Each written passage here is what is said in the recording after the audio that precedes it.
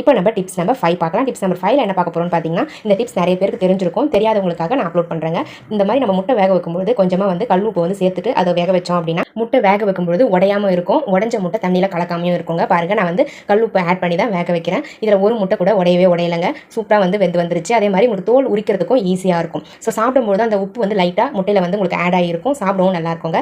உப்பு ஆட் பண்ணாமல் நம்ம முட்டை வேக வைக்கிறோம் அப்படின்னா, சில நேரங்களில் முட்டை உடஞ்சி அந்த முட்டை வந்து தண்ணியில் அப்படியே ஸ்ப்ரெட் ஆகிடும். ரொம்ப ஸ்மெல் வர ஆரம்பிச்சிடும். ஸோ அந்த மாதிரி இல்லாமல் அதை அவாய்ட் பண்ணுறதுக்கு இந்த டிப்ஸை ட்ரை பண்ணி பாருங்கள் ஃப்ரெண்ட்ஸ். ரொம்பவே ஈஸியாக இருக்கும். அதே மாதிரி முட்டையை உரிக்கும் பொழுது எப்போவுமே முட்டையை ஃபஸ்ட்டு இந்த மாதிரி உடச்சி விட்டுக்கோங்க. உடச்சி விட்டுட்டு அதை வந்து தண்ணியில் போட்டுருங்க. அதுக்கப்புறம் நீங்கள் உரிச்சிங்க அப்படின்னா உங்களுக்கு தோல் உரிக்கிறதுக்கு ரொம்பவே ஈஸியாக இருக்கும். ஸோ இந்த டிப்ஸ் வந்து முட்டை வேக வைக்கிறதுக்கு ரொம்பவே யூஸ்ஃபுல்லாக இருக்கும்னு நினைக்கிறேன். தெரியாதவங்க ட்ரை பண்ணி பாருங்கள். தெரிஞ்சவங்களுக்கு ஓகேங்க.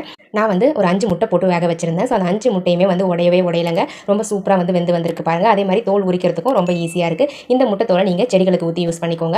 பாருங்கள் ஃப்ரெண்ட்ஸ், உங்களுக்கு பார்க்கும்போதே தெரியும் எவ்வளோ க்ளீனாக உடையாமல் முட்டை வெந்து வந்திருக்குன்னு.